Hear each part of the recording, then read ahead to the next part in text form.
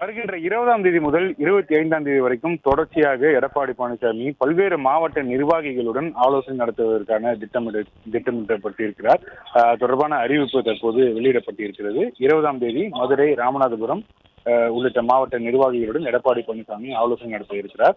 21ஆம் தேதி தென்காசி, கன்னியாகுமரி, தூத்துக்குடி மாவட்ட நிர்வாகிகளுடனும், 22ஆம் தேதி திருப்பூர், நாமக்கல், வடசென்னை நிர்வாகிகளுடனும், 23ஆம் தேதி கோவை, திண்டுக்கல், மீண்டும் வடசென்னை நிர்வாகிகளிடத்துல எடப்பாடி பழனிசாமி ஆலோசனை மேற்கொள்ள இருக்கிறார். 24ஆம் தேதி விழுப்புரம், திருவாரூர், சேலம் உள்ளிட்ட மாவட்ட நிர்வாகிகளுடனும், 25ஆம் தேதி கள்ளக்குறிச்சி, தென்சென்னை, திருவள்ளூர் தெற்கு மாவட்ட நிர்வாகிகளுடன் எடப்பாடி பழனிசாமி ஆலோசனை நடத்த இருப்பதாக தற்போது அறிவிப்பு வெளியிடப்பட்டிருக்கிறது. தொடர்ச்சியாக தேர்தல் தோல்வி குறித்து ஒவ்வொரு மாவட்ட வாரியாக எடப்பாடி பழனிசாமி ஆலோசனை மேற்கொண்டு வரக்கூடிய சூழ்நிலையில தற்போது 3வது கட்டமாக என்னென்ன மாவட்ட நிர்வாகிகளுடன் எந்தெந்த தேதியில் ஆலோசனை நடத்தி இருக்கிறார் என்பது குறித்த அறிவிப்பை அதிமுக தலைமை சார்பில் வெளியிடப்பட்டிருக்கிறது.